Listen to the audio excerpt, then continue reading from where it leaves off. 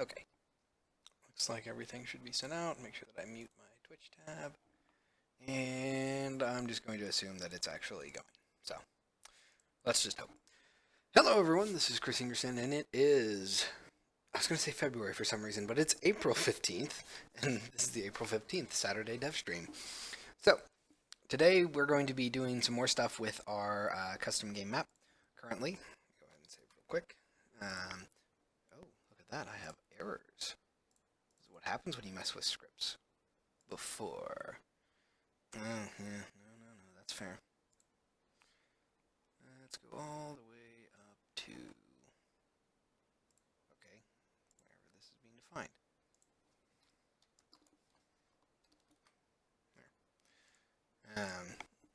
Sorry, I was messing with a color picker script before the stream, and I guess I had an error that slipped past me.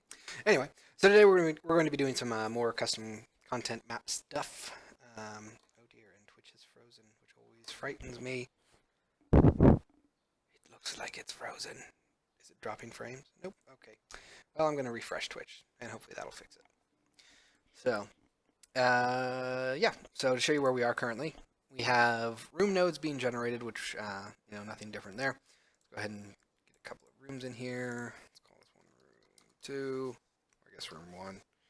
Close that. New room. Room 2. Close that out, and let's make a connection from room 1 to room 2. Hit close. So currently, this is where our connections are at. They have a sort of rough approximation of the edge of each of the nodes, and we can tell it to give us a little bit of a buffer zone so that they're not exactly touching on the edges. It's pointing from the center of the room to the center of the target room that you're exiting to.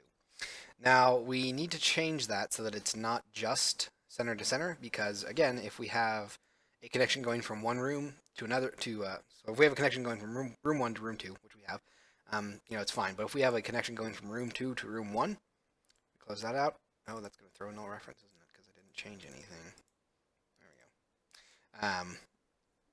You can see that the arrows just kind of stack, and that's not ideal. It's not very clear what's going on. So we actually want to change this to be when you have two rooms referencing each other, instead of going to their center for their connection, it's actually going to have sort of like a 2-point system where it'll try to approximate roughly 2 separate points offset from the center. And to show you what that looks like real quick, because I do have a concept art piece for that. Pull up concept art, and it's around here. There we go. So this is what I'm talking about. You can see we have a red and a blue dot here, and these would basically be the new center points to where connections are going to point to. And that's what we're going to start off doing today. Hopefully that won't take too long, and I'm hoping that we can get that functional fairly quickly, because I would like to move on to the second thing, which is going to be color picker. So changing the color of your connections so that you can give them custom colors and sort of organize your connections that way, if it's desired, obviously. All right, let's go ahead and stop playing, and let's take a look at our scripts. So currently, I'm going to go ahead and get rid of these things.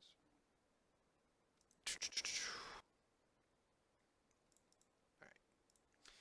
I don't need the color picker view open right now, I guess, too. So, I'm also going to need my concept map, or not concept, custom map connection script. One of these days I will find it. Let's see, we want room connection and room connection. All right, so room connection, I get the feeling we're going to eventually change this over to be a button, or derived from button. So currently room connections will try to position themselves based on an angle between their two connected nodes. So you can see it as a reference to its base room, which is the room that you're exiting from, to the target room, which is the room you're exiting into. And that's what determines where the arrow is pointing. Anyway, so we have all that working. The next thing we need to do, though, is determine if, or what connection, I suppose, that room should use. And for that, I'm actually going to go over here to room node, and this is where it's going to get kind of fun. I want to have a dictionary of these things. No, not a dictionary. Well, so currently room nodes don't know about their connections, but it's probably a good idea to actually have a function that can retrieve a node or retrieve a point on the node. So let's go ahead and add. So currently we have a public vector 2 anchored position, which is just getting our transform or rect transforms anchored position, and the room connection is using that. So when we update connection, you can see it's going to try to get our anchored position and just use that. But we don't always want it to be the anchored position because, again, the anchored position is the center of the node, and that's not always going to be what we need it to do. So let's go to room node, and I'm going to add a function up here called public vector to get connection point. And so this is where we kind of need to decide how we want connections to be related to nodes. Currently, connections are they're referencing two nodes that they're pointing to. So the thing you're exiting from and the thing you're exiting to. And then they will update whenever an event is fired from one of those nodes saying, hey, I'm moving, update all of my connections. Which means that the nodes themselves don't actually know about their connections. So because of that, we can't really how do we phrase this? We can't really tell when a node should not point, or when a connection should not point to the center of a node. So I'm going to go ahead and say get connection point. Do I want to pass an ID or probably an int ID? Okay. And this is going to be vector 2 connection point is equal to cache transform dot anchored position. So by default, it's going to be that return connection point. All right. And what we'll need to do is we'll need to say, given a specific int, we'll need to check how many how many connections we have with that int associated with it, and then we will return either 1 or 2. Jeez. It's going to be so much fun. Hold on. So, I think the connection point stuff, yeah, okay. So, the way I'm leaning right now is I can give room nodes a reference to all of their connections. Currently they don't, they just fire an event. And then when the room is moved, we can tell it to update all of its connections. Or I can just give it a list of IDs. And then when get connection point is called... No, you know what? That won't work, will it? Get connection point. I'm also going to need to give it a bool to determine if it's an exit or not. Is exit origin, I suppose. Because since I have 2 points, I need to determine which point is going to be the one that's gets drawn to whenever it's the... Oh man, that also sucks because that's not going to be standard. Oh man, okay. Yeah, this got a lot worse. Although maybe it wouldn't matter so much. So the problem that I was just thinking of, let me go ahead and pull up my little graph. And when I have cases like this, with 2 arrows, one pointing each way between 2 nodes, I need to consistently and reliably save which way those arrows are facing on which node. So, for example, this one right here, the left arrow is pointing down and the right arrow is pointing up, which means that no matter what way I rotate this or move these, the left arrow, or the one that's furthest left when you're talking about relative terms, should always be pointing from the top node to the bottom node, or specifically, I guess, node A to node B, and then the reverse for the right node, or the right connection from node B to node A. So that's super fun. And oh geez, that's brutal. Okay. I might need to add a class for this, which is not great. So let that compile. We'll come down here and we're going to say map view, room node, room connection. Do I have a... Huh, okay, I guess I don't. So, wait, really? I don't have like a room info thing? Connection. There it is, room connection info. Are we not using this yet? Is that what this is? That actually might be fine, so I can just hook into this. I do find our reference. Right, okay, so we're not using this yet. That's good. So we can actually add some stuff to this. That is convenient. So we're going to say this room connection info is largely just going to handle things like look and feel, I guess, of each connection. Hence why we have a color, which we'll hopefully be able to get to today. I probably shouldn't have my windows open whenever I'm streaming, but they're too far away for me to shut without getting up from the computer, so hopefully it won't be too bad. Anyway, so we have a color. We're going to go ahead and say public int origin ID equals 0, public int target ID is equal to 0, and I guess that's probably it. So that'll help me save out which direction it should be facing at the very least. And then, no, there was something else that I needed. Origin ID, target ID, color.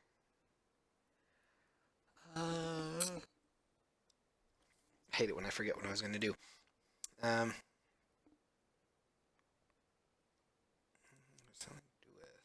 So, I mean, the origin and target ID should determine which way it's going to rotate.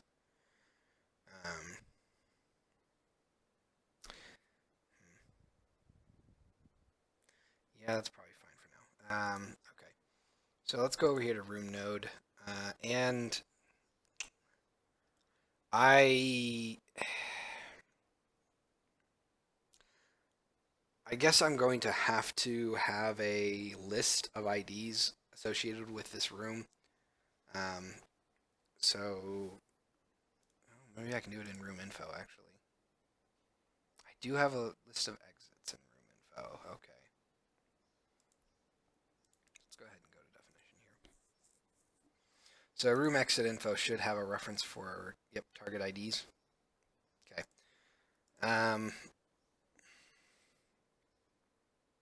That means, rather nastily, that I can retrieve all of that as needed.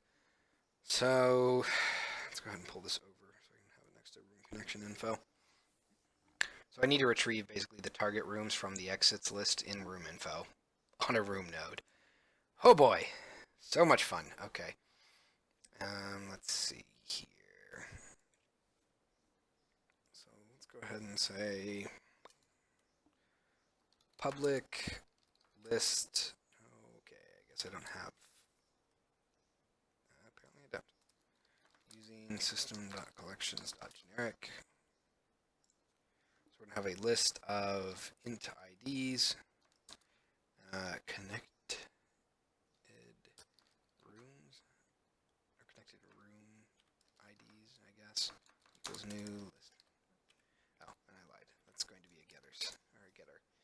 So let's go ahead and make that capital C. We're going to say get list int IDs is equal to new. Can't type today, apparently. Get that, and then we will return IDs as our value. I'm going to say for int I equals 0, I is less than, not I I is im then. Room info. Oh, come on.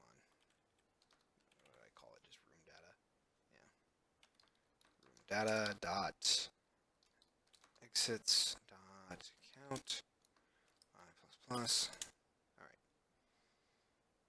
right. And crap. That's not gonna work, is it? Because rooms don't actually know about anything connected to them. They only know what they are connected to. So to put it another way, rooms don't know what is exiting into them. They only know what they are exiting into. So this won't actually work, which is wonderful because that means that I need to come up with another way to do this.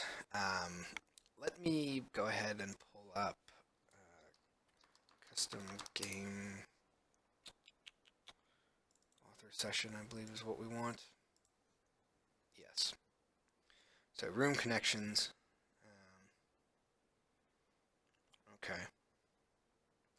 And we're going to say get room position, get room index.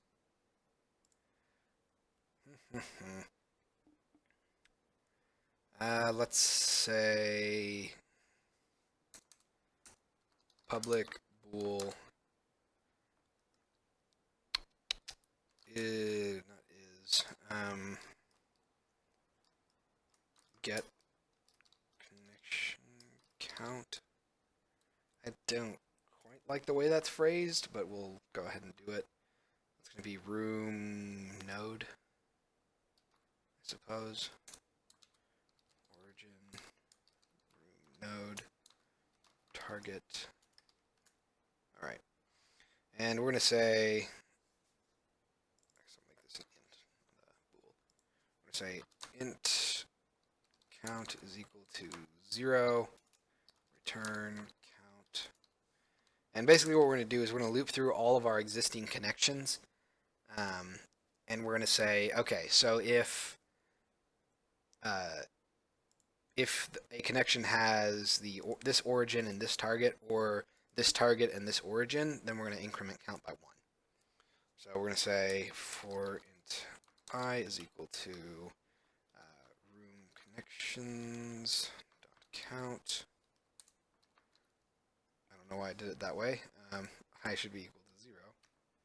I is equal to 0. I is less than room connections dot count. Then I plus plus. All right. I'm going to say if room connections of I dot origin ID is equal to origin dot ID. No, hold on. Dot room data dot ID. You know what? Screw it. Let's go ahead and make these ints. Make them origin ID and target ID. Might as well. Equals origin ID and room connections of I dot target ID is equal to target ID. Okay, so that's 1. Or, and then we're basically going to do the same thing, but in reverse. Paste that. Good. So this is going to be target ID instead of origin ID, and origin ID instead of target ID. So if that is true, then we are going to do count plus plus. And this is going to be useful basically so we can say, okay, I have this ID, or I have these two IDs. I want to check to see if they're referencing each other twice, basically, because that means that we have a node going, or a connection going to, and then a connection going from each of these nodes to each other. Okay, it's like super awkward. So I'm gonna comment that so I don't forget what that is. Gets the number of connections between two nodes. Okay. So we're going to come over here to connection. All right. Now I can, let's see, anchored position. This is going to be super fun, by the way, because I might conceivably need to allow for more than 2 connections between 2 nodes. That would not be ideal, but obviously it's a possibility, and therefore I need to think about how to do it. So, okay. Let's go ahead and say, let's see, anchor position dot y. Let's go ahead and say I want a public float multi-connection distance. Ew, that's a super long name. And we're gonna go ahead and say I don't know. It should probably be a value between 0 and 1. So I'm gonna say like 0.25. Maybe 0.2. We'll do a tooltip just so I don't forget what that is. Normalized distance.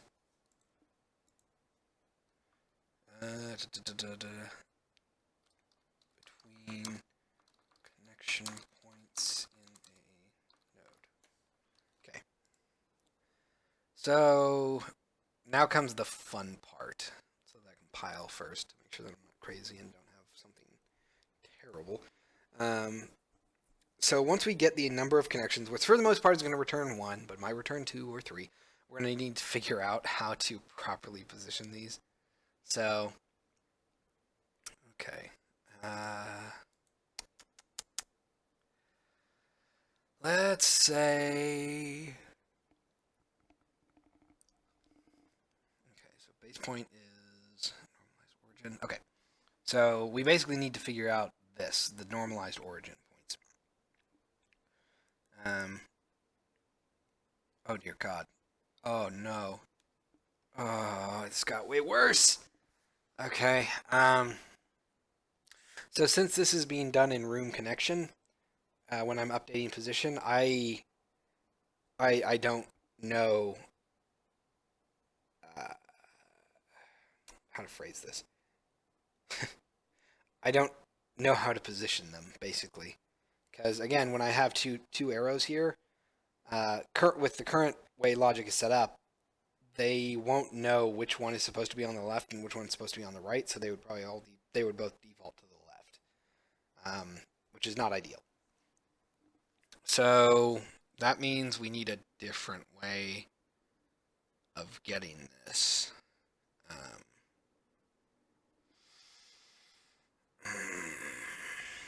Yeah, that's not great. That is not great at all.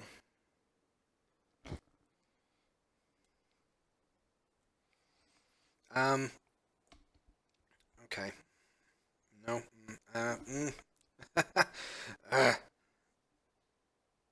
Jeez. Okay. This is not exactly super great, but I might have a function, sort of a companion of get connection count to get connection index. So public int get connection index, and then it's going to take an actual connection.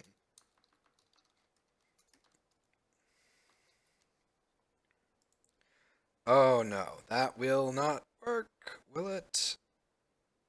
Nope, no it will not.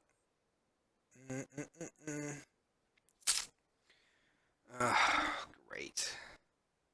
I need a way to retrieve the order of these connections, and I cannot reliably do it from either the connection itself or the actual connected node that it's connected to. It won't work because everything's going to be relative to that node. Jeez.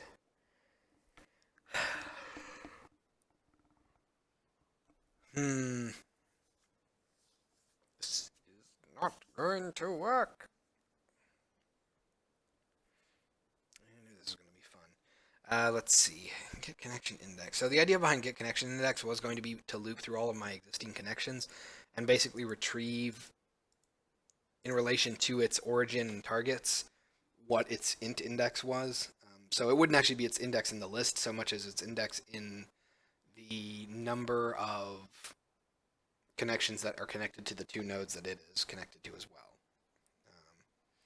So super fun. Can't do it that way.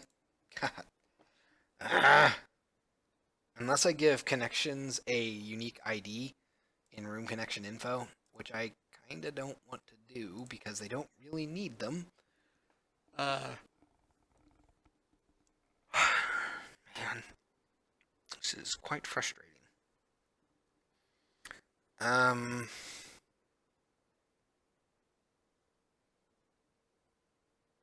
that sucks. Yeah, okay.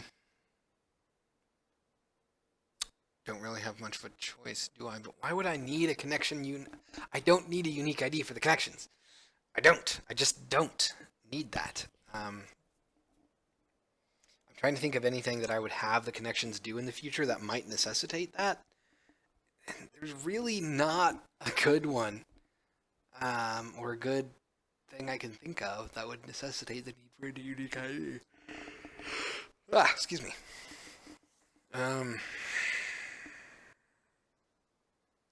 I mean, it doesn't hurt to have one, but I don't see the reason to have one.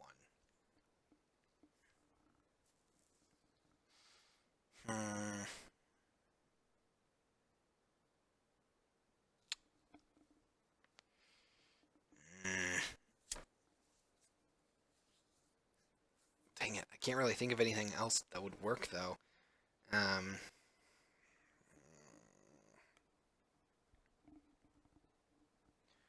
mean, no, that wouldn't work.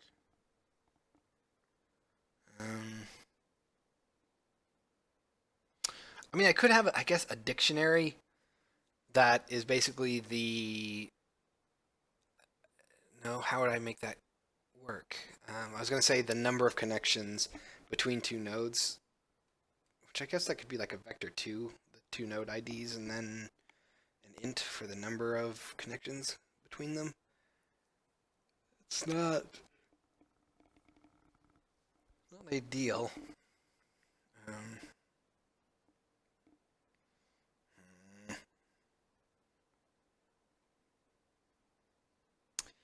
Okay, let me go over here to the custom game map. Because this is the other problem, is that the custom game map view is what actually has a list of all of these things, so it's keeping track of things like room connections. And the idea was that the game author session is used for sort of editor functionality only, which is where things like connections would show up, but there's not a great.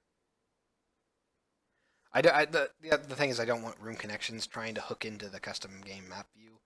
It's kind of weird for them to know about it. They don't really need to.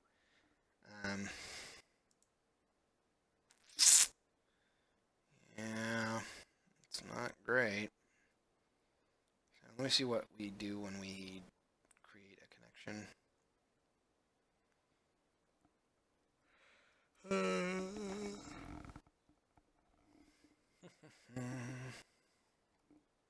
Okay, well, where do we put it? Connections, find all references. Recycle them. Position.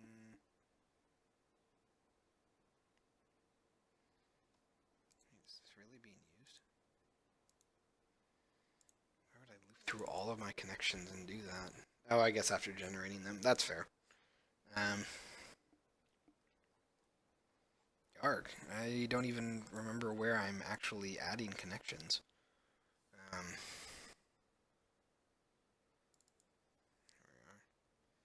That's in generate connections.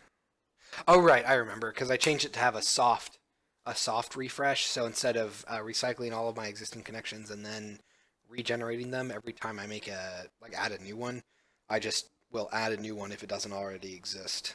Okay, that's right. And then I will update everything as needed. Okay.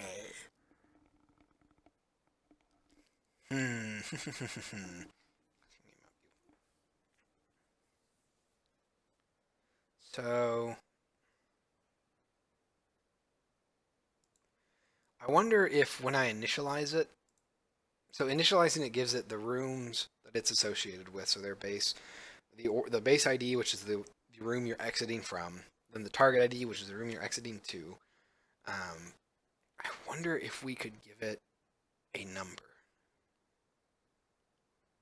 like an int value, that would be its place, basically. Like how many of its siblings that it has in terms of the connections between two nodes. Would that work? Because if it did, then we could have room connection info have like a public int index, I guess, value. And that would basically determine what it should draw, or how it should draw, or at the very least what positions it should draw in. So that's okay.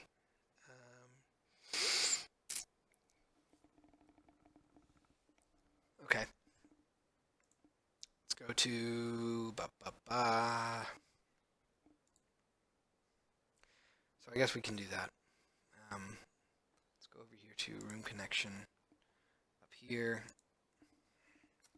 we have public int connection index is equal to 0. So here we're going to say int index. We'll say connection index is equal to index.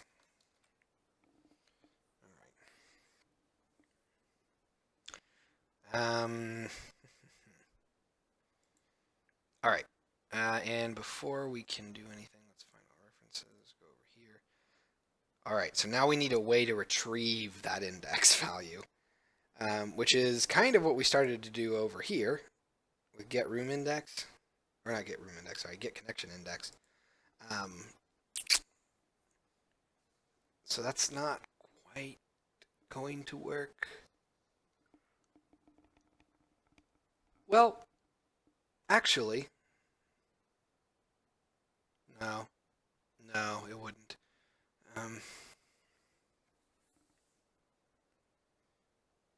But I don't need it to anymore.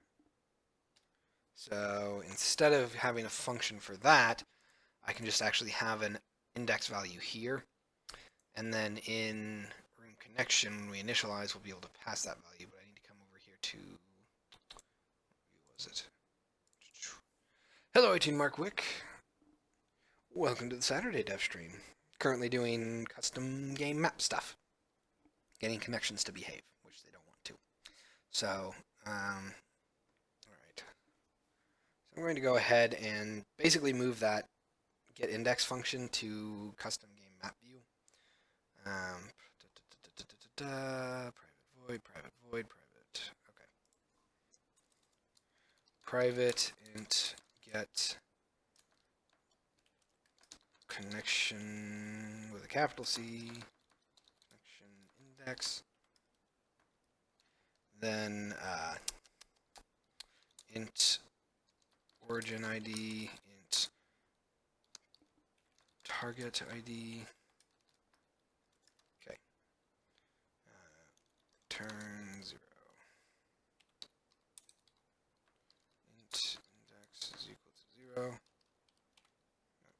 Index. Alright. Started a new map on CSGO. Cool. Doing custom map? Or are you just saying like you just got into a match? So we're going to say for int I is equal to 0. I is less than connections dot count I plus plus. Oop, crap. Hate it when I do that. Hit command or control A instead of control S. And now I've lost my place.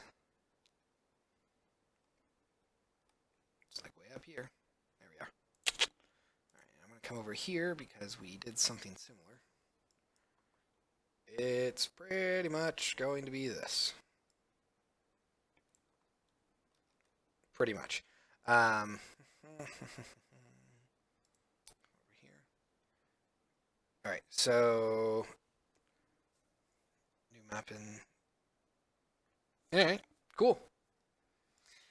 Have fun with Hammer. Is it still Hammer in CS:GO for the level editor?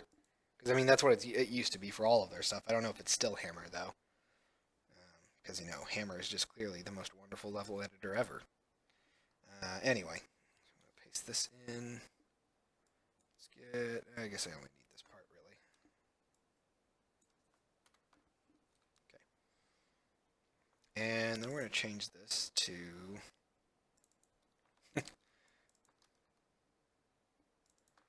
This dot. I think it's like base room ID. Yeah. Target room ID.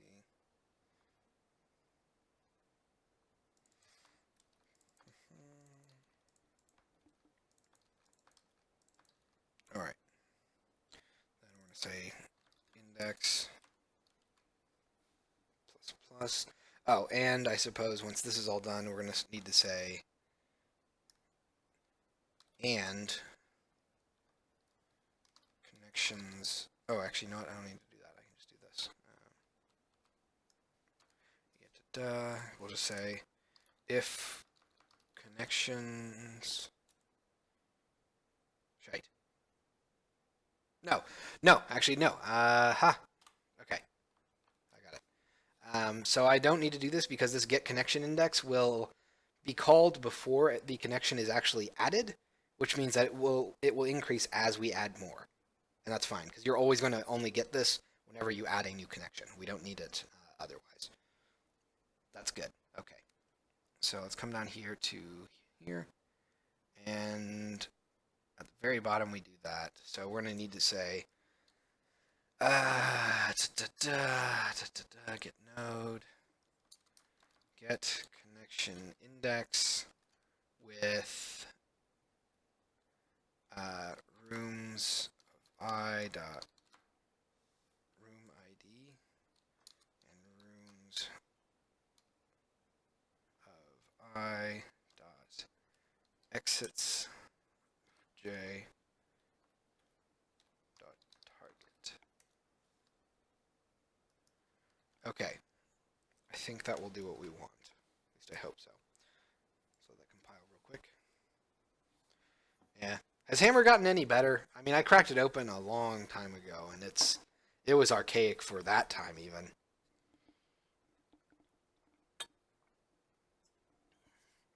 So I assume it's just kind of still terrible.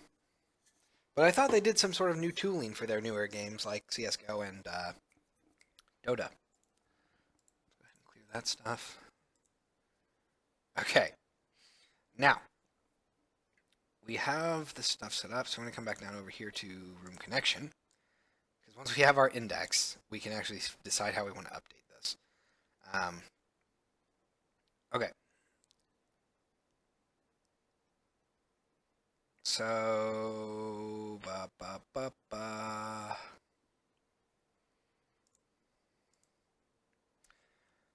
you know what? I guess I'm going to have to do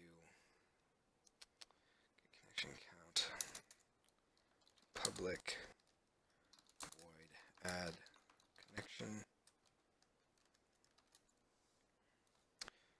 connections add room connection info.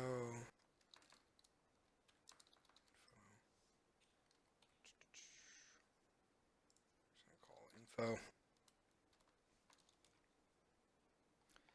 All right. And I'm going to come over here. All right. Room connection info, peak definition. Let me see if I have. I do not. So I'm going to need to make sure that. Okay. Let's go to room connection info. And we're going to say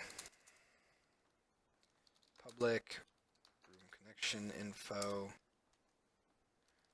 JSON object JSON equals null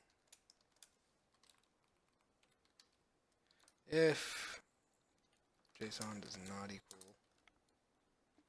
null, then from JSON, and below this we're going to have public room connection info int origin ID int target ID int index. All right.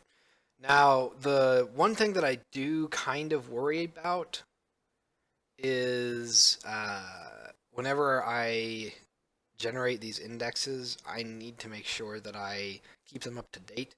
So if for example, I have 3 connections between rooms instead of 2, so I can have connection 1, connection 2, connection 3. If I delete connection 2, then connection 3's index should actually bump down to connection 2. So we're going to have to deal with that too. But for now, I'm not going to worry about that. So this dot origin ID is equal to origin ID. This dot target ID is equal to target ID. See, textures for the map is going to be a pain. Hammer still has a few problems. Yeah, I feel like the texturing process in Hammer was kind of annoying, but it's been a while.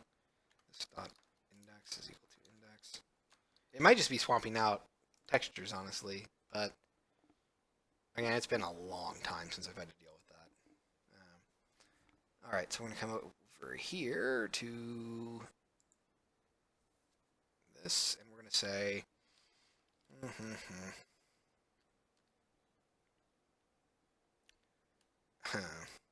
jeez, yeah. God, this is going to suck. So I'm going to add this, and I'm actually going to have this return room connection info, just because.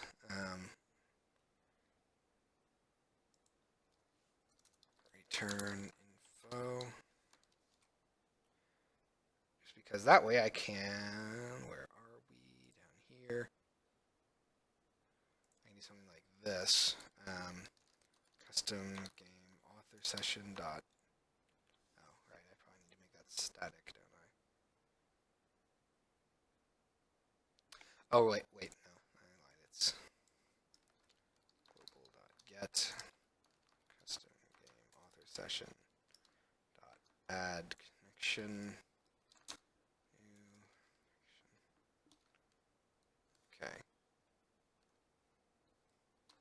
Not done yet, but we're almost done. All right. Anyway, so I'm going to say room connection info.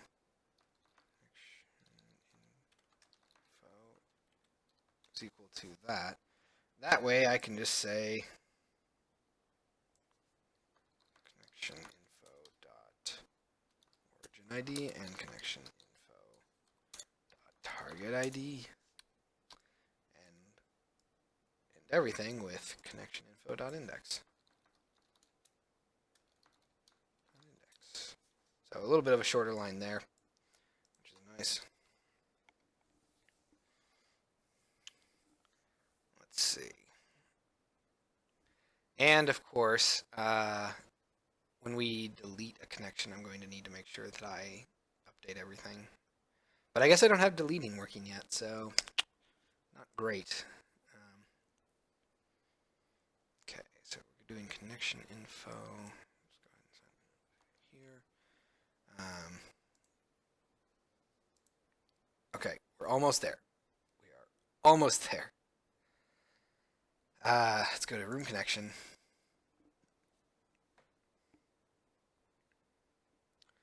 Okay, so we're going to say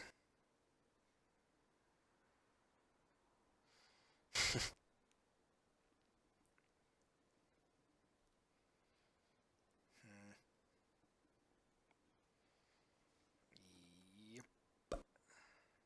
Jeez. Of course, I'm going to make this way harder than I need to. So one of the things that we have to do is, again, we're not going just straight up. What we're or down. We're not going or just horizontal or pure vertical. We actually need to be able to rotate, which is why I drew a circle here, because think of these 2 points as the points that we want to point to. But when we rotate, so if this node comes over to the top right, then these 2 points should basically rotate to be facing that way. So they're kind of perpendicular with the angle, basically. Oh, this is going to suck. Very, very hard. Because... okay. So we're actually going to want to have...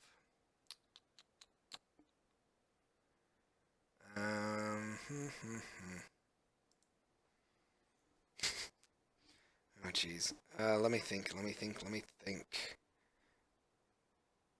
Should I have it return? Yeah, actually, you know what? Go over here.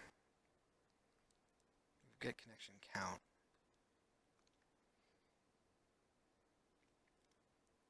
But that's actually not good enough. I need to know the total. Yeesh. Okay.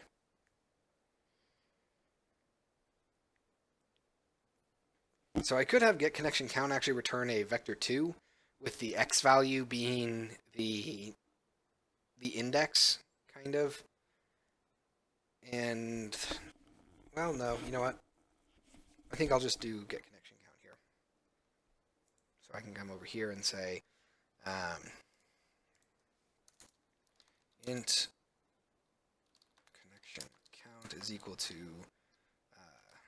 global.get custom game author session dot get connection count.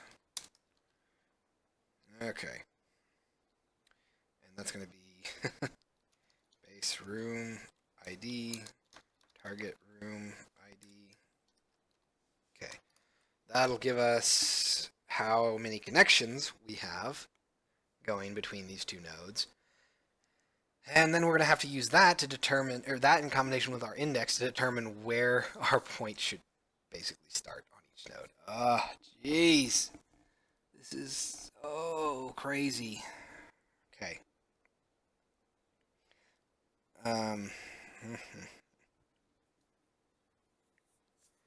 So we're going to say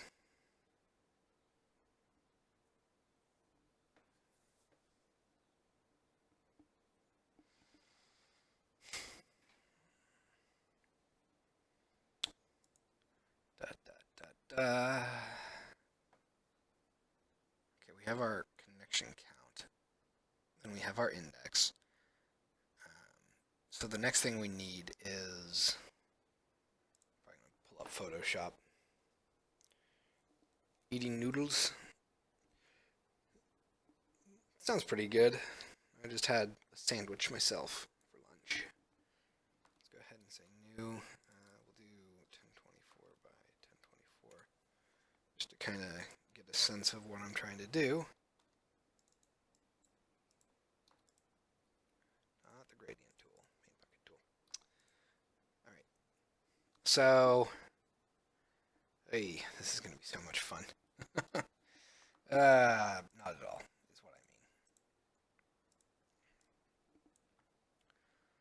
So let's go ahead and say that this circle is our center point. Or, you know what, here, let me sort of set things up real quick to show you what our trouble is going to be. Let's have it fill in for blue. No stroke, I guess we'll do red first. No, don't do that. I hate that it will update all of this stuff if you have that layer highlighted, so I have to do it now. Alright, let's go ahead and just get 2 points on there.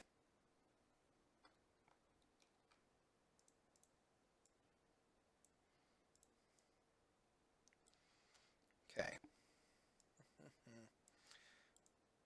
You know what, screw it. I'm just going to have one at a time, and I will obviously just do this all then.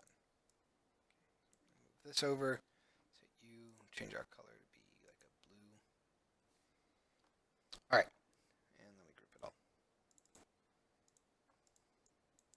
So this is what, a center with 2 points would look like. Let's go ahead and duplicate this to have a second node. Okay, now if the nodes were directly above each other, this would be fine. However, when they're like this, it's not just going to be at an angle. We actually need to rotate these.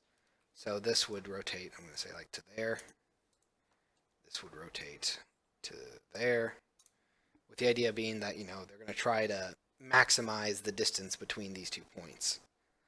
So this rotation is going to sort of be constant as the nodes go around each other. Oh man, this is nuts.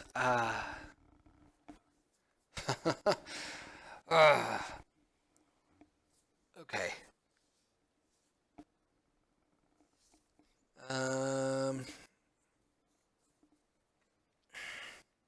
And we basically have to math these out, which is why it's so fun. And you know what? I think just to start, no, see, that won't work. I'm just going to have the 2 points, I think, to start off. I'm not going to try to calculate for more than 2. With the idea being that I need to basically lerp between the center minus our buffer or the center plus our buffer based on our index number, which is nuts. So that means that we're going to do this, float.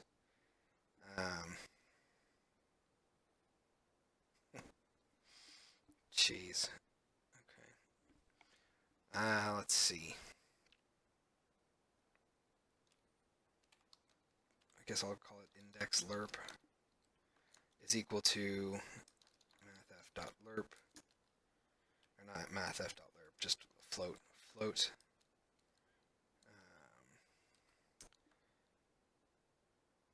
Let's see, index divided, not that. Wait, really? Do I not? I thought I added that. Connection index is what I call it. Okay. Connection index divided by float connection count. All right.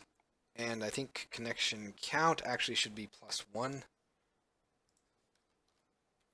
because otherwise it's going to be 0. Or, I'm sorry, no. Connection count should be +0. Connection index should be +1. +1. Because the index itself is going to be 0 if it's the first one, where the connection count will always be at least 1, and 0 divided by 1 is 0. So we need to say, oh my god, this is terrifying. Or this is terrible.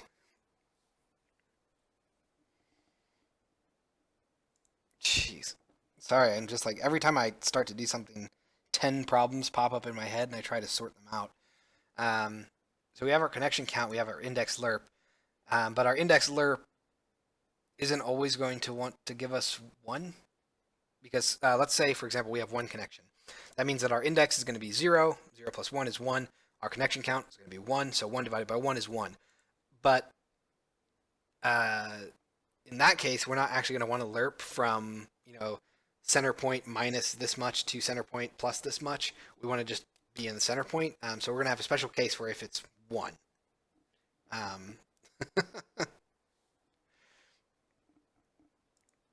So, hooray.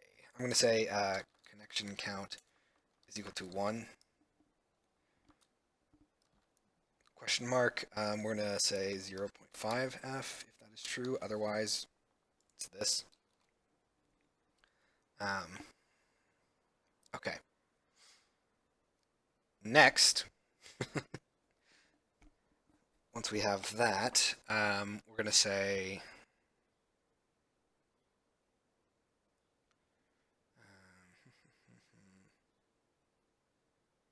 so this index lerp is going to be a value between 0 and 1, which means that next we need to get our x positioning, basically. And we're going to say, hold on, is that right? Maybe we want y positioning. Because for angles, go ahead and show you what 0 angled would look like. It's not that. Okay. So this is an angle of 0. Let's assume node A is on the left and node B is on the right. These two connected back and forth with a rotation of 0, like they're perfectly horizontal to one another, then we're actually going to be horizontal connected instead of vertical, because vertical connections are degrees of 90 if they're up top. So this is actually a 90-degree connection. So that means that our connection isn't going to be on the x-axis, but rather the y-axis, which is fine, I suppose. Anyway, so let's go ahead and say float. What am I going to call it? What am I going to call it? I'm going to call it point. No, connection point. No, point. Y, I guess, is equal to mathf.lerp. Jeez, 0.5 f minus. What do I call it? Multi-connection distance. Then 0.5 f plus multi-connection distance based on index lerp. Okay. Now with that, we're going to have our vertical spacing if it's needed, but then we're going to have to rotate it based on the angle, which is where it becomes super fun. So we're actually going to say, change this to a vector 2. We're going to call this connection point, y, and we're going to say equals new vector 2, 0.5f, and then that. Okay, now we're almost done. So I'm going to say connection point here, and connection point here as well. And that's because our connection point is actually going to rotate. So this is where it's going to get super crazy. We're going to need to say vector, or no. Connection point equals vector 2. Do I have a rotate? I don't think I do. No. Hold on. Let's go to our math extension.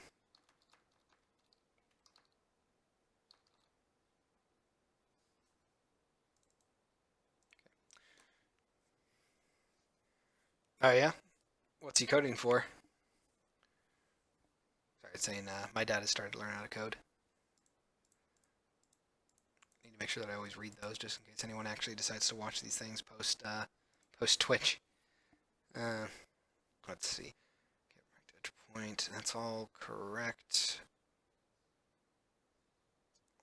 All fine. How was I rotating this before? I guess I wasn't really rotating it. Okay. So connection point. I need to do. Can I do like connection point dot rotate around? I thought there was a way to rotate vector 2s. Hold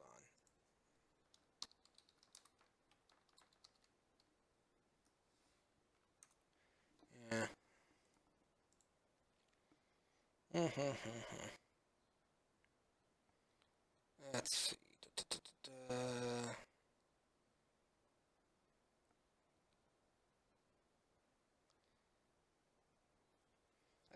Gross. Kind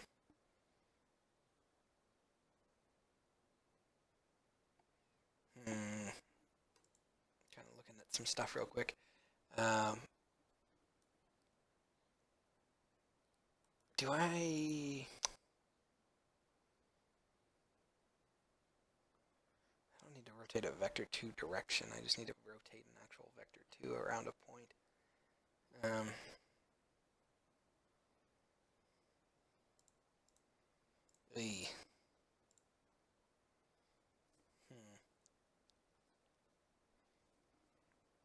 All right, well, let's just try this.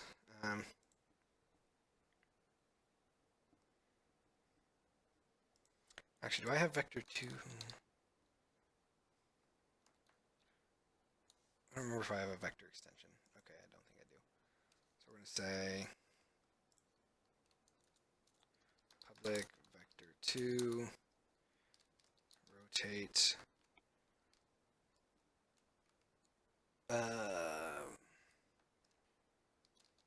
vector this vector 2 and then float angle. All right. Oh, I guess I should make it static, shouldn't I? Yep, probably should. Static. All right, so we're going to say yeah, I'm hoping this is working. I'm kind of just looking off of some quick math. Mathf dot sine of degree. So that's going to be the angle times mathf dot degree to radian.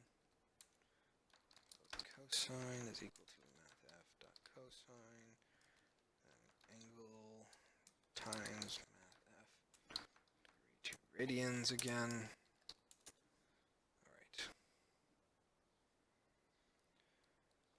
Float t of x is equal to vector dot x. Float t of y is equal to vector dot y. And then we're just going to say, you know what, I guess I don't really even need these. So I'm going to go ahead and say vector dot x is equal to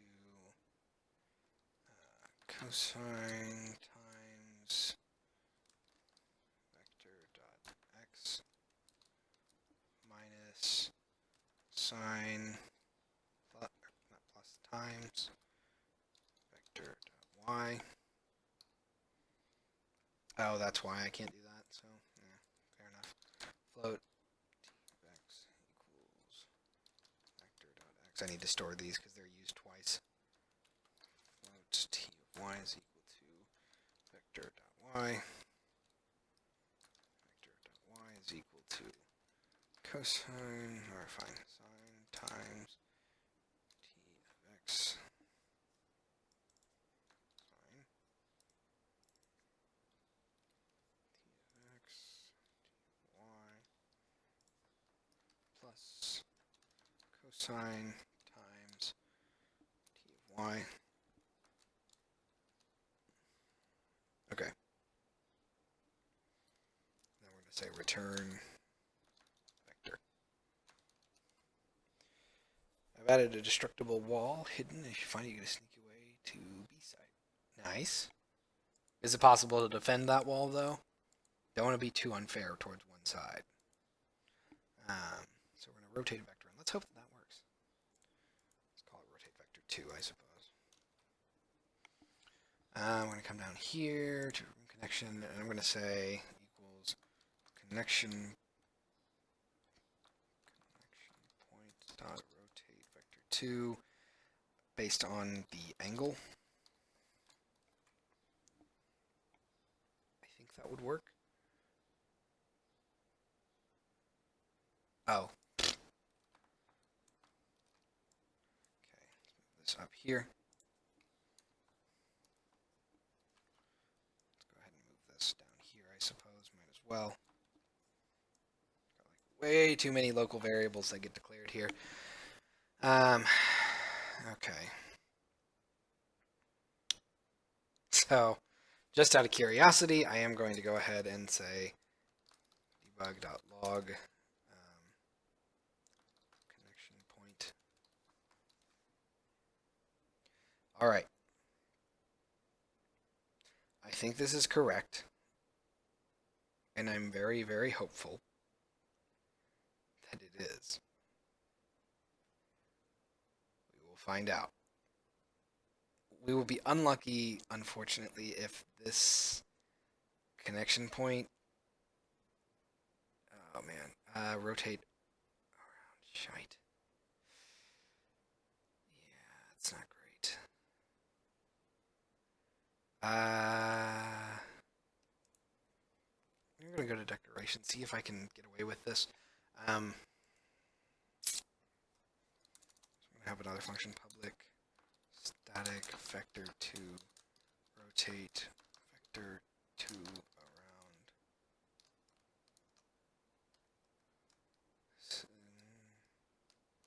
point this vector 2 vector and vector 2 point. Okay.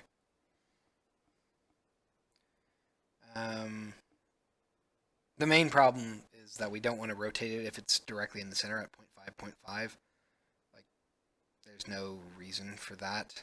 So, yeah, this gets a little nasty now, doesn't it?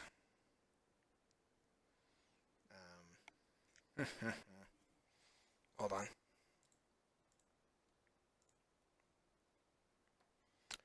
Ba, ba, ba, ba, ba, ba, ba.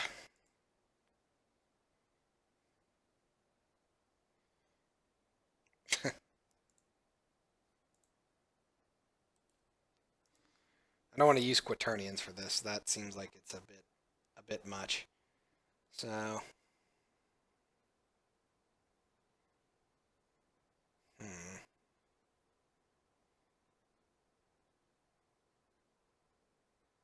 Well, you know what? Let's just see if this works. So we're gonna say return vector 2 0 off 0 off. All right. I sincerely doubt that this is going to work properly, but let's see what it looks like. The walls can be blocked off with a barrel that's next to it. Okay.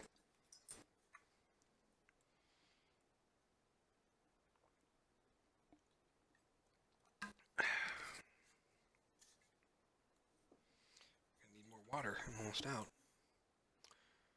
Let's go ahead and save, and this is going to be fun. Room 1. This is just not going to go well. Oh, yep. Knew it. See, it's just completely screwy. So let's go all the way down here. Negative 0.5. What the freak? Hold on. Where are you? Of course you're not going to show up. Fine. We have ways of finding you. There we go. So room connection. Multi-connection distance 0.2. How am I getting negative 0.5? That doesn't even make sense. Oh, that must be the rotation. Just out of curiosity, let me go ahead and do that.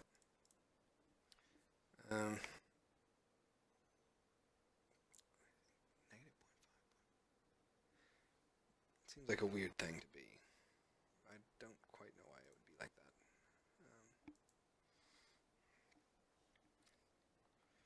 Okay, let's go ahead and add new room, do whatever. Add an exit. Let's delete that exit. Add an exit to here. Pause. See, what's really weird is that it's like accurate there, but it's not accurate here. So here we're at negative 0.5, negative 0.5. And that looks right. It looks like it's going at the bottom left. Bottom left.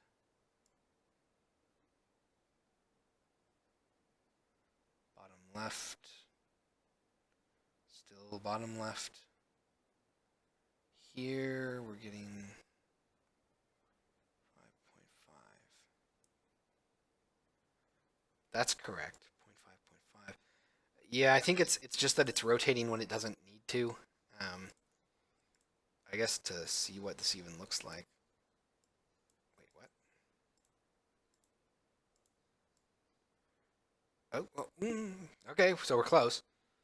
And by close, I mean it technically has two different points. But that's clearly not quite right. It's almost right. Um,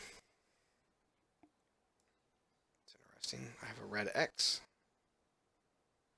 Red X is always a bad sign. That means that something's scaling wrong. I bet that's a straggling connection that didn't get deleted properly. In any case, so it's like sort of there. Right, let me go ahead and clear this. Did I save this?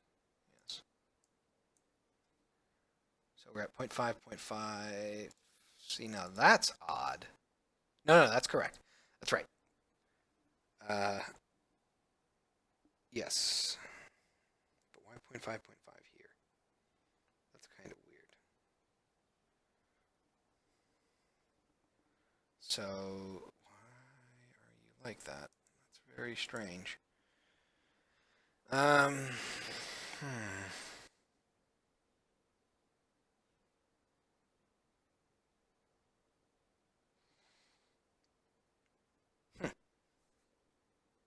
So for this lerping stuff for setting the connection point, um, I don't know how it could possibly land on 0.5 unless I. Oh wait, no, I know how.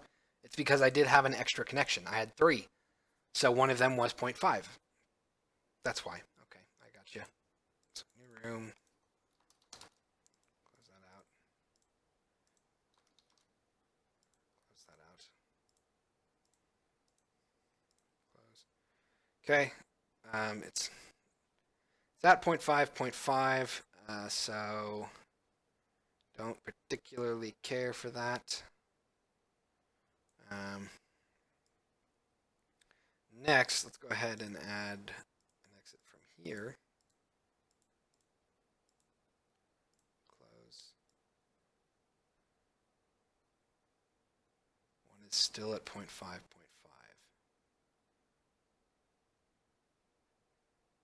Which should not be the case. It should never be possible for it to have that. Hold on. Do I have more than two connections? I only have the two. So it should be physically impossible for us to get 0.5, 0.5 here. Like that should not happen. So why would it?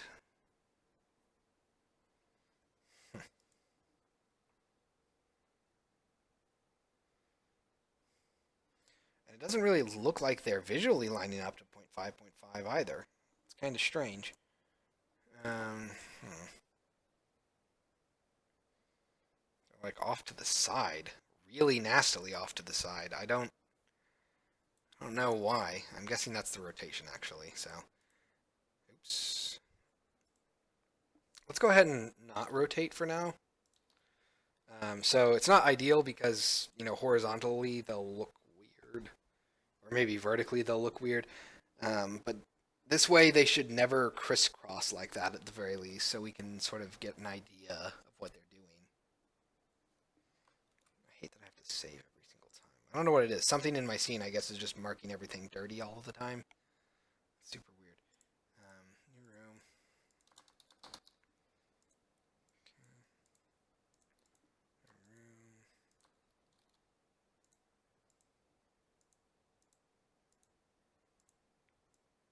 Okay, this is correct. Next.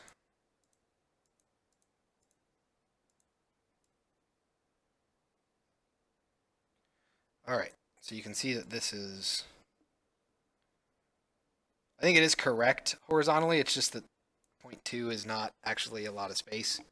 So I either need to thin my arrows or make that distance larger. Let's go ahead and try making that distance larger. Let's do straight up 0.5. So they'll go all the way. You know what? Let's do. No, we'll do 0.5 so it's exaggerated. So that means it should go basically to the edges of the boxes when they're created. Drag you over. Skazik.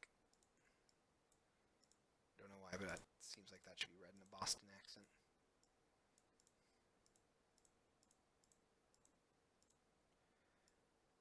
Oh, that's interesting. It is stretching like super far. Oh, I guess because they're on the very tops, they're not going to scale down properly. So I can't actually go to 0.5, or it'll be weird. But look, this first one, it doesn't look like it reevaluated. It looks like it just decided, I'm going to stay here. So like here, it's in the center. It's still in the center here. That's really weird. So why would it do that? Let's go to our border connections area. So I mean, we have them.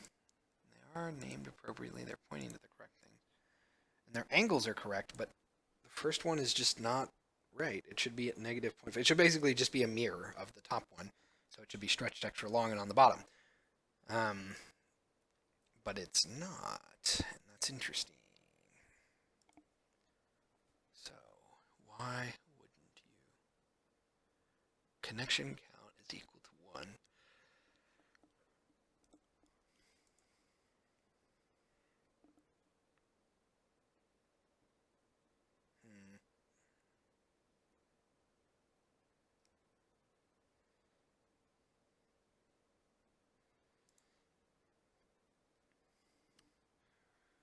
It's so weird. So if we look at console, one of them is going to be 0.5, 0.5. Yeah. Yeah, it is. But why is the question. Mathf.ler 0.5f minus multi-connection distance, which would be 0.5, so that'd be 0, plus, which would be 1. So lerping between 0 and 1, our first one should be 0, right? Because our index lerp connection count is equal to... fine, let's go ahead and do a couple of things. So we're going to say string dot... apparently I have caps lock on. String dot format. All right, so we're going to have the connection point. Let's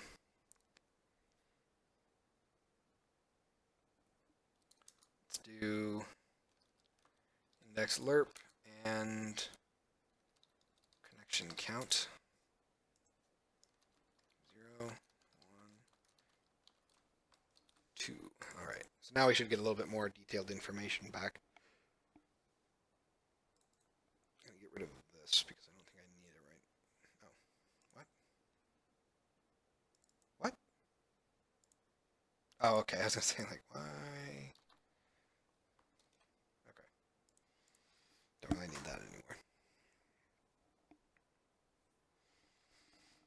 Oh, man. I need a nap. Don't know why. Still kind of low energy today.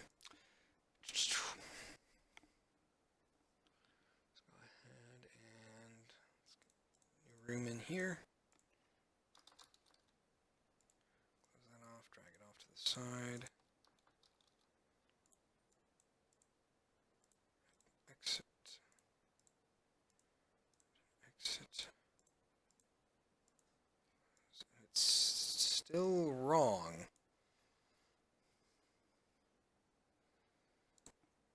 That's interesting. It's at 0.5. How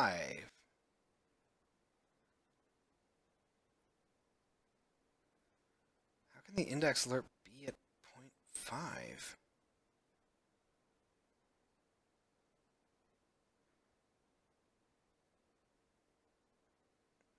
Hold on. No, that doesn't make sense.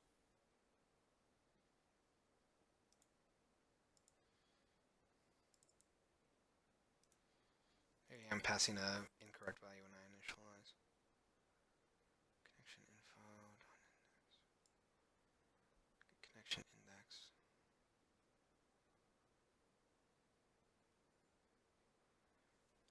Let's see, that would be 0 to start. Yeah, I don't,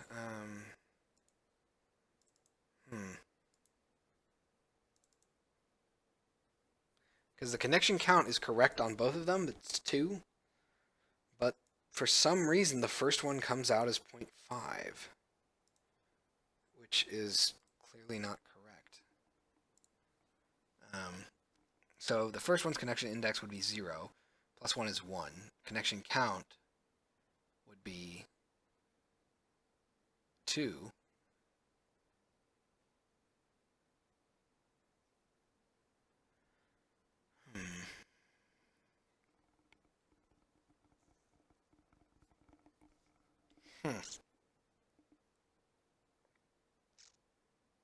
Wait, hold on.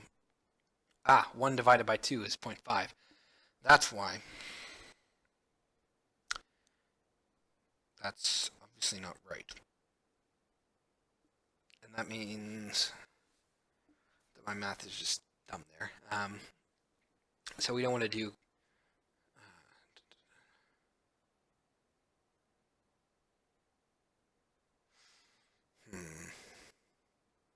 So connection index is 0. That'd be 0 plus 1. 1 divided by 2 is 0.5. So that's why that one's 0.5. The next question, I guess, would be, what do we do about that?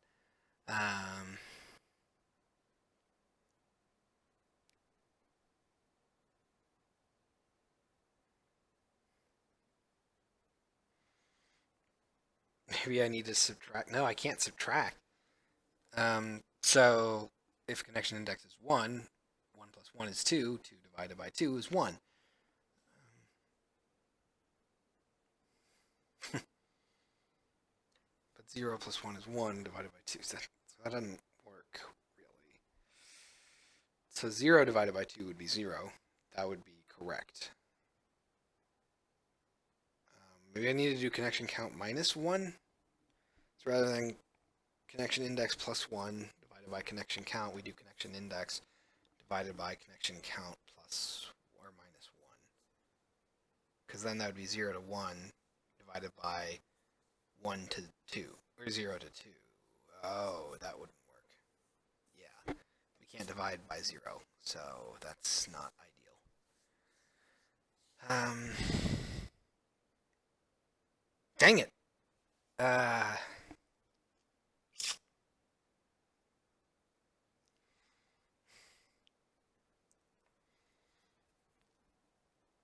why? Okay. Gotta think. I can't subtract 0.5 arbitrarily either.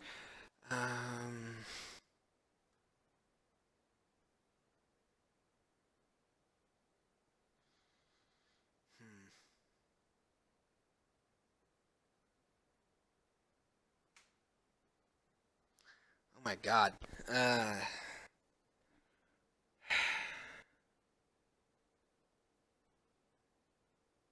So 0 divided by 2 would be 0, but 1 divided by 2 would be 0.5.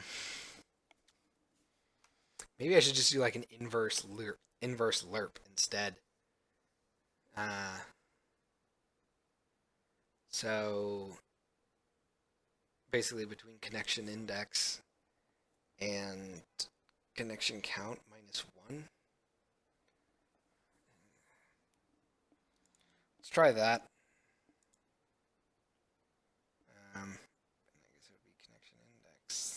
So let me go ahead and fill that out. We're going to say float index lerp is equal to connection count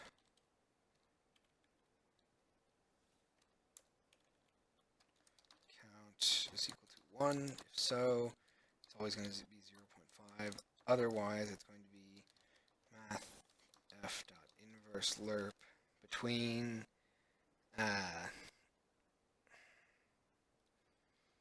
0 and connection count minus 1 based on connection index. That should give me a value between 0 and 1. And it should be numerically correct. So let's try that and see if it works.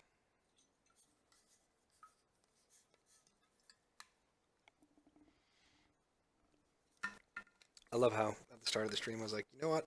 It shouldn't take us too long to get this working, and then we'll be able to move on to colors. And then, like always, it just takes forever for me to do the one thing that I had thought was going to be super easy. Although, actually, I didn't really think it was going to be super easy. I did think it was going to be kind of hard, but I was hoping, you know, against all logic, that I would actually be able to do this in a timely manner.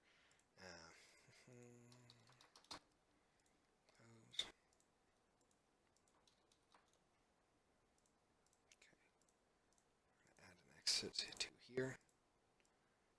That looks correct.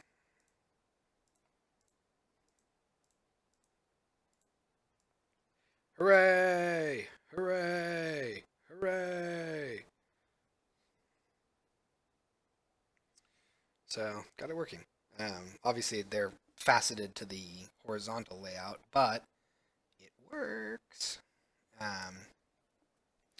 Colors are colors. That depends on where you are. I am American, so I tend to go colors. But a lot of people tend to go colors, including Canadians and Europe. So it is entirely up to you. I think most people don't really care. And since I use Unity, I guess I do tend to lean color without the U. Because Unity uses color, C-O-L-O-R. But again, it's a regional thing. Like armor. Okay, so the next step is getting these points to rotate appropriately.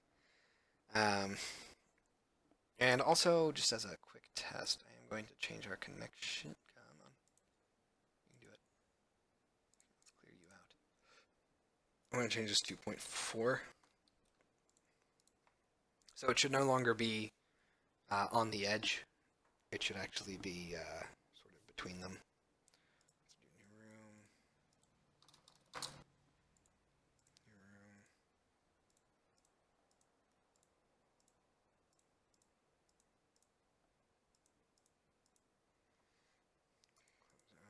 Okay, so yeah, that's a little bit more in line with what I was expecting.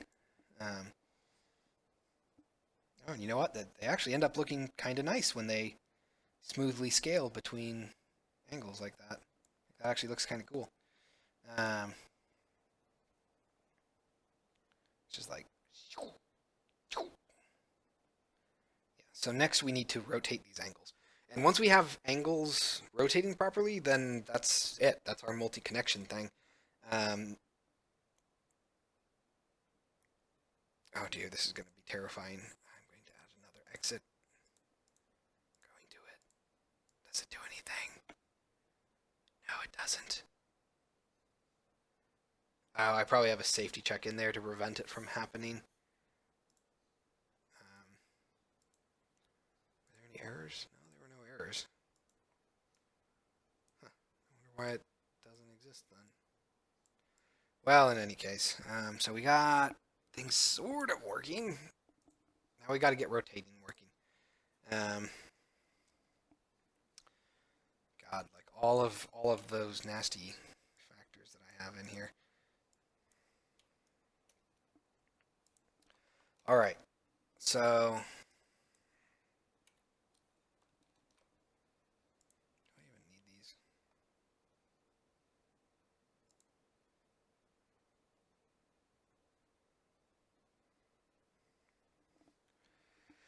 Okay, so the next thing is,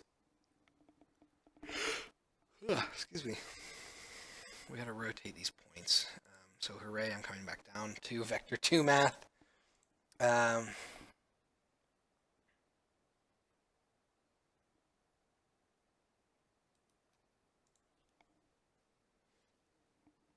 weird. I think my fan was wobbling. Uh,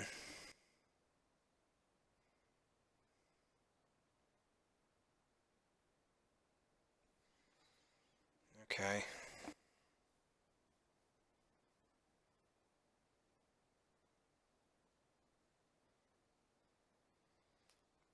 Could I just use quaternions? I really don't want to do that. For vector twos, it seems weird to try and pull in quaternions. Um,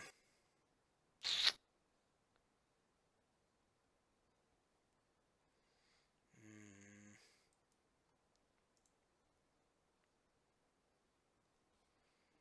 mm,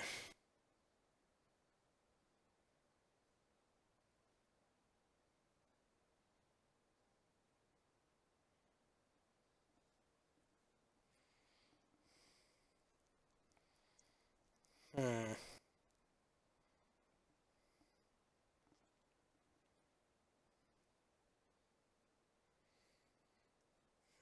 hmm.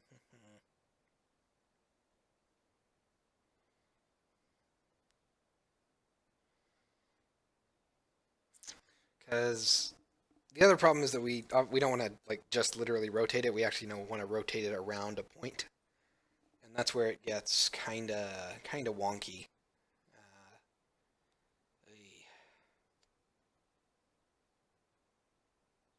God damn it! I really don't want to do.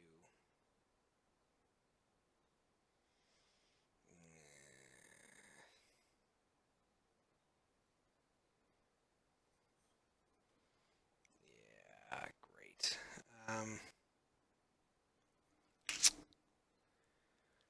So our problem currently is, and I'm guessing that this is what rotate vector two function is doing, is that it's probably rotating around the origin of the world at 0, 0, but because our vector point is 0.5, or 0.5, 0.7, whatever, that's not actually what we want it to do. Instead, we want it to rotate around 0.5, 0.5.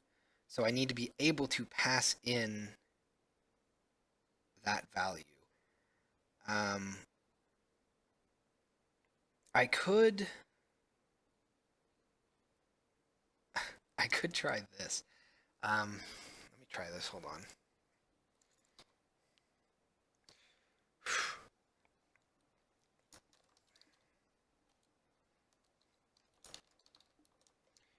Vector minus point. That should give me. I feel like that would give me a direction, not so much a actual value. The idea was I was going to try to move it back to the origin point, then rotate it, and then rotate it back, basically, but that won't really work. So never mind. That's not what we want. Um.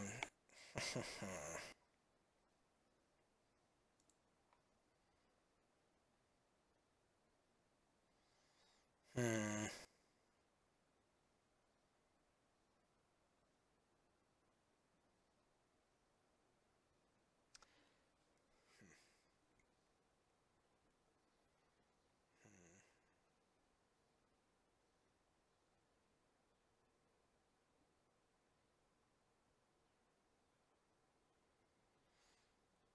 Yarg. I really don't want to do quaternion math. Let me see if I can type something up for that, though, real quick. So I hate doing quaternion math. I'm do quaternion q is equal to new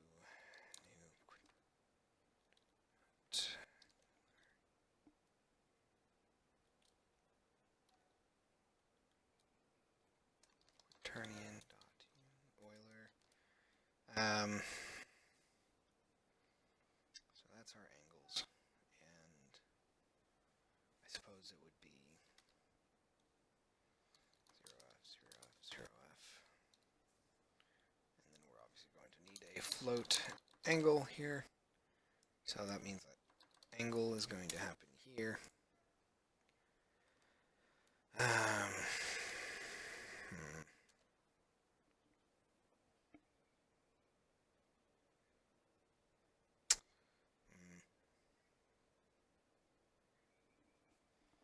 Maybe.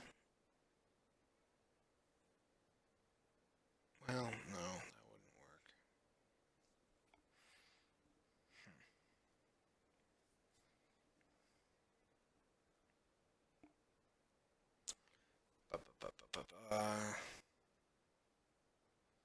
Because I'm kind of doing like a weird version of my get rect edge point now that I think about it. It's just that instead of clamping it to the rectangle bounds, I would just wholesale rotate it.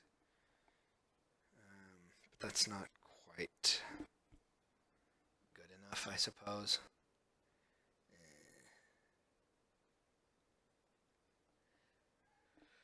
Yark. Yeah, I'm not looking at this quaternion stuff. I don't think that's what we're gonna want to do. That seems too esoteric for a vector 2 solution. Maybe for vector 3s it would work.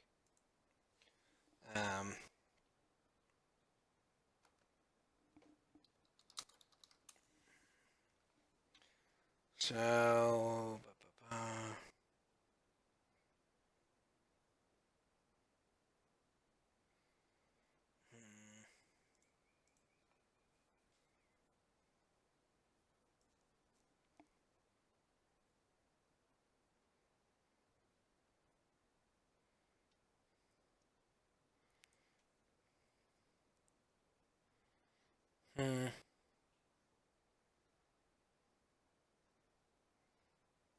I wonder if I could use a matrix. That would be super weird.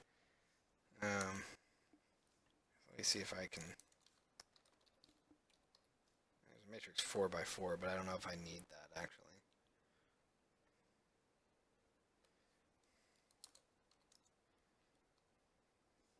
Because I think you can tell a matrix 4x4 to rotate, or maybe not. Okay. Freaking. I feel like this is geometry. Maybe it's trig.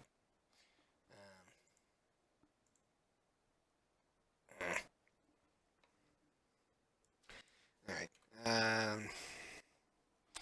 Trying to decide if I should just leave this here and then fix this after the stream, because I get the feeling it's going to be a lot of hmming and hawing for me. Spend like 5 more minutes on this, and we'll see if we can get something at least. Because I don't know. Let's see.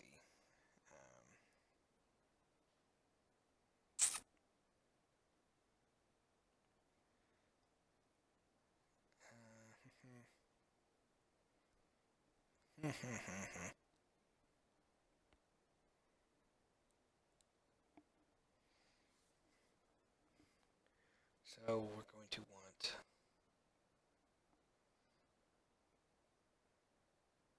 Let me try something like this. Hold on. So a vector is our point. I guess I should change this to pivot. So it's a little. Well, no, I'm calling it a round point. So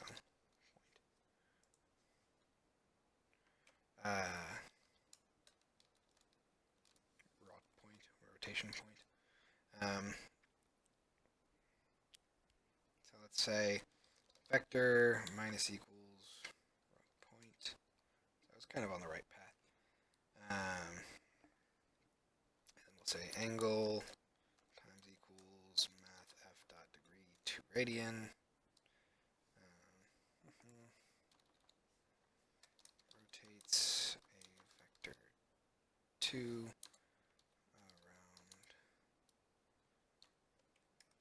around 0, 0, based on degrees. Okay. And So float, similar to before, we're going to say sine is equal to math f dot sine of our angle. Float cosine is equal to math f dot cosine of our angle again. Okay. And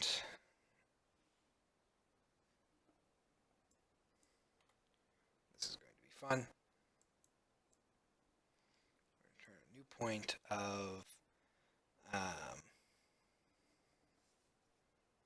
Oh, you know what? No, that's not actually quite right. We're going to return point plus vector dot x plus times cosine minus vector dot y times sine. So that's our x value. Then our y value is going to be vector dot y times cosine plus vector dot x times sine. Okay, let's try that. Let's come back down over here, and instead of rotate around, connection point. Okay, so we're going to say connection point equals connection point dot rotate vector 2 around point, and it's going to be new vector 2.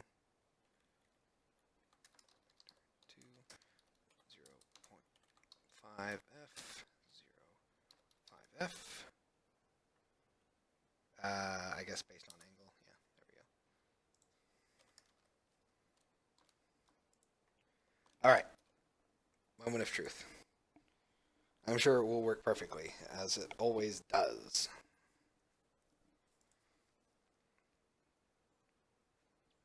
All right. Compile.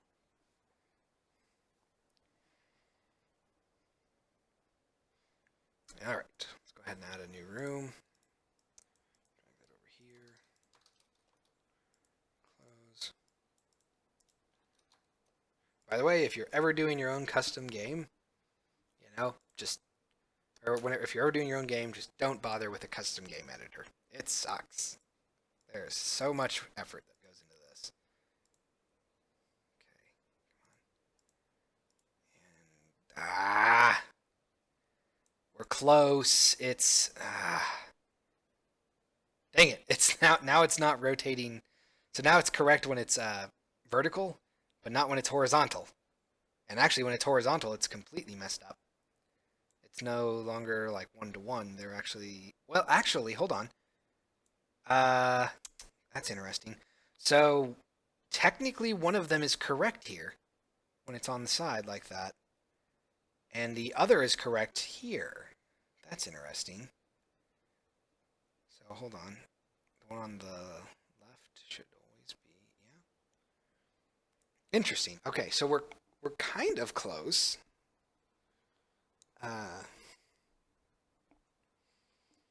But we do have that problem. Looks like this horizontal values are screwy. Well,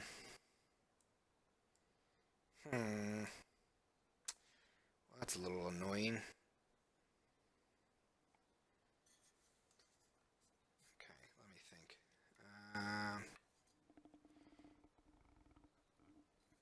No, I'm out of water.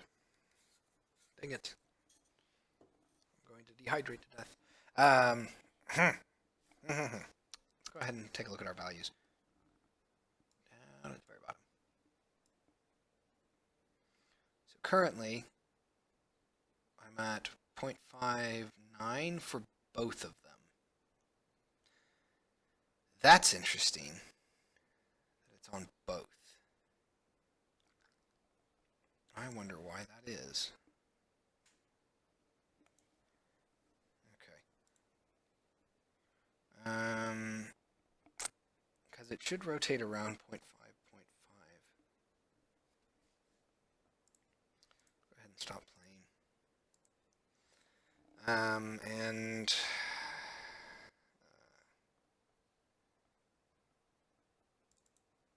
let's do vector to new connection.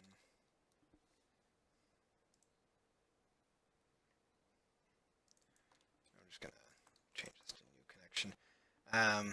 And we will say new connection.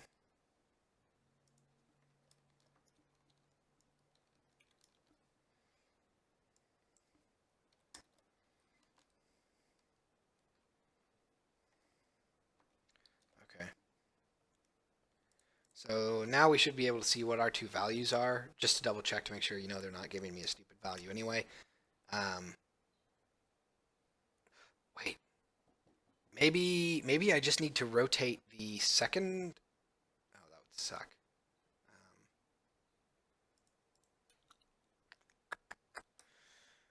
So maybe they're correct, but maybe I need to actually handle the connection point itself a little bit better.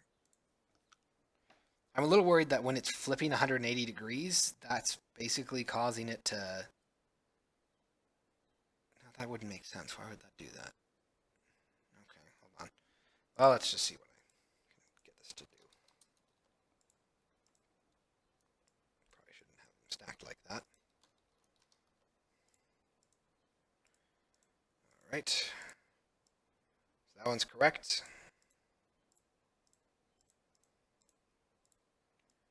Incorrect. It's going from point... Okay, so here it is. 0.51 or 0.501 to 0.5.9. It's always doing that, huh? And here, 0.5.1 to 0.9, 0.5, which I think is here, and 0.1, 0.5, which is there. So this one, down here, and we're looking at 0.5.1 again. So something about that rotation is off, but I don't quite know what.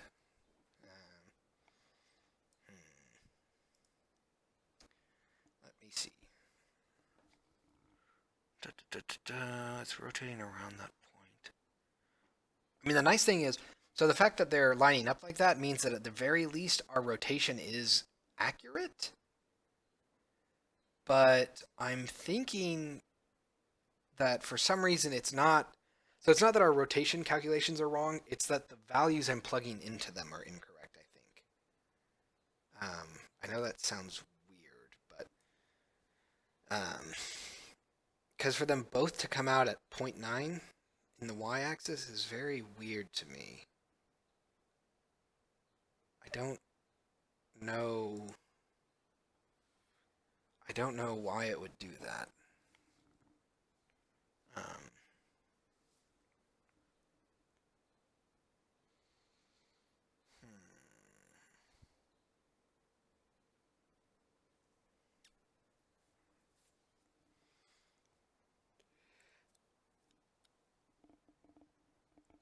I'm like so close that I can taste it. And that makes it even worse. It works half the time on each way. Just need it to work a little bit better on the horizontal sides, and then it'll be perfect. Because it's, at least now it's keeping its form, so it's never awkwardly sort of going into like part of a node. It's always on the edge. But it's not quite there yet. What am I going to do about that?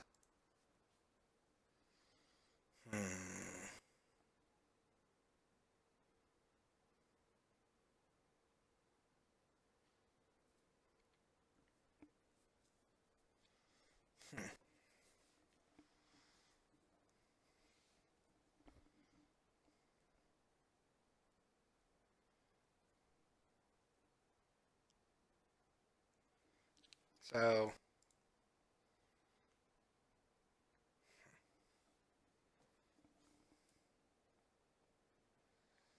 man, that's very annoying.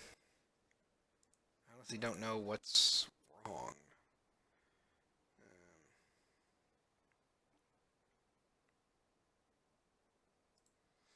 Let's go to definition here.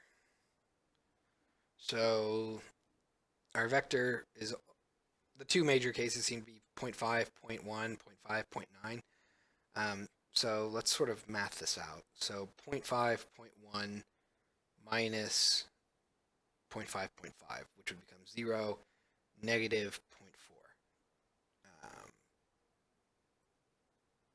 Could that be the problem? Could it be a negative value is screwing things up? No, that would be weird. Well, actually, that would explain some things.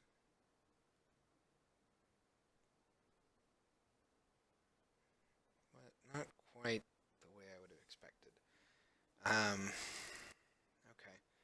So, at any rate, were we debugging our angle there? Probably not, which is fine.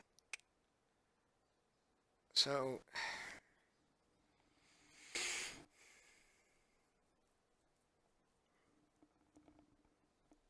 hmm.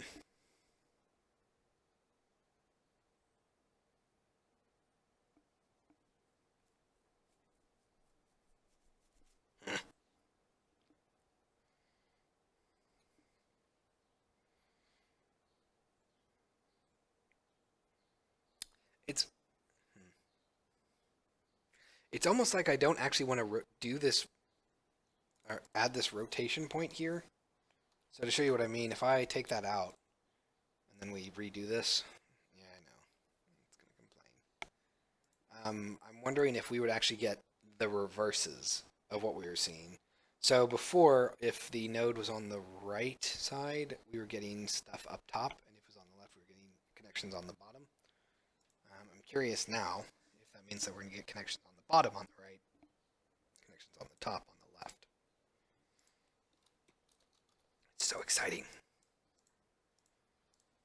It's only like half sarcasm. I'm kind of genuinely curious about this. I really want this. Nope. Can't do that. That's clearly not going to work. So,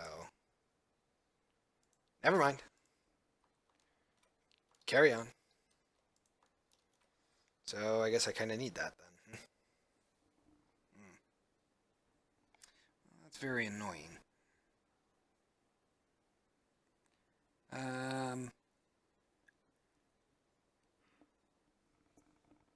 Hmm.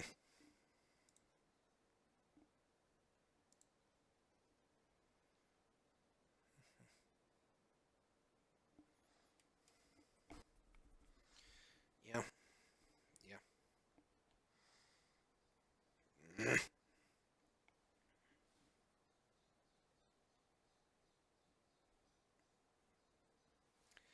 All right. Well, there's going to be a lot of fine-tuning math, which always takes me forever. So, I think it might end a little bit early today. Um, just because, again, I always feel bad whenever I make people sit through my mean and hawing. So let's just kind of do this, add some exits.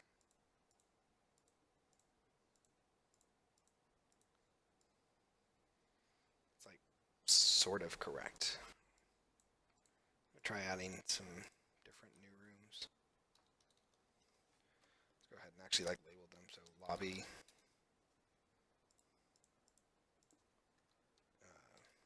Bedroom.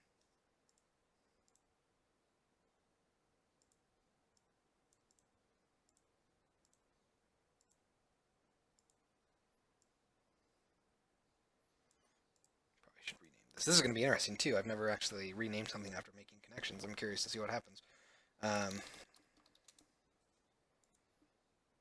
Nice. It actually looks like it resizes fairly well.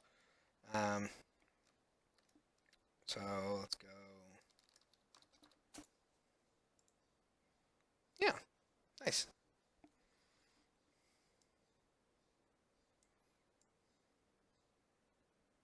It's like almost correct until we get to there. I really hope that I don't have to do like an angle situation where depending on the angle, I just do specific things. Because it's kind of looking like that's what it is, which is very annoying. But we're like halfway there. I just. It's very annoying. I guess, God, I'm going to hate myself so much for this. I'm going to try it though.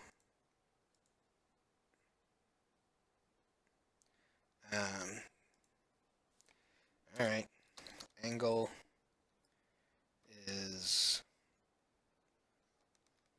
less than 45 F, or angle is greater than or equal to, let's see, that'd be 90 plus 45, so 135 F, and angle is less than, let's see, 270 minus 40, 230, 225 F, or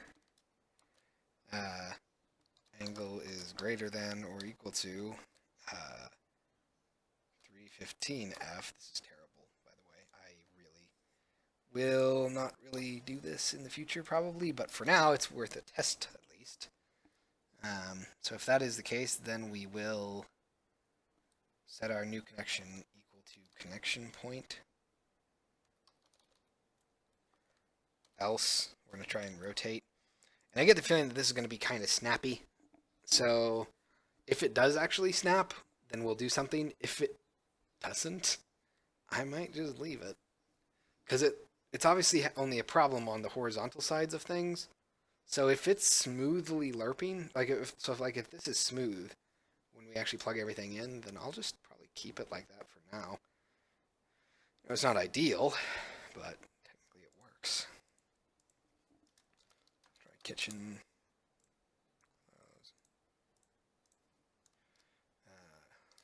Lobby.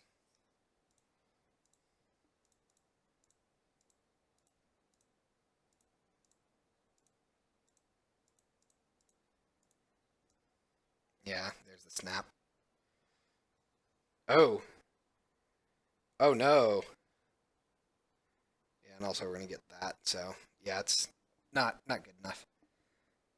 It also, if you noticed, was flipping them, which is not okay. Okay. So yeah, we're not gonna do that then. Yoink. All right. Yeah, I will continue to mess with that. It's gonna be super fun. God. Yeah, we got a long way to go on this map before it's ready for testing. But on the whole, we made some progress today, and that's kind of what I was hoping for. So lobby, because we have multiple connection support in the sense that at least now they're not stacking on top of each other. But it's not quite functional. So let's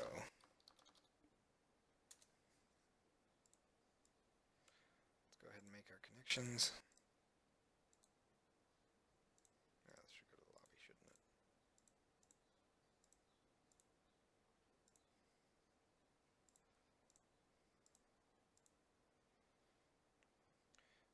And I guess I will actually do this to showcase that fact. Haha!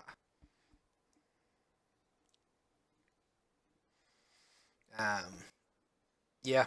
Okay, so there's still a lot of work that needs to be done on this, but at least we're making small steps. So let's see, any announcements before we end today? None off the top of my head. So we should be back Tuesday night, 7 p.m. Eastern time, doing our regular Devstream. I have a couple of things in mind, but I'll have to decide on which one I want to do. Might be refactoring a little bit more of the output system, and if not that, then we will probably look at one of the other mechanics that I've had on my back burner for a while. So, but all right, I think that's a good place to stop. So, as always, I want to thank you all very much for watching, and I will see you all next time.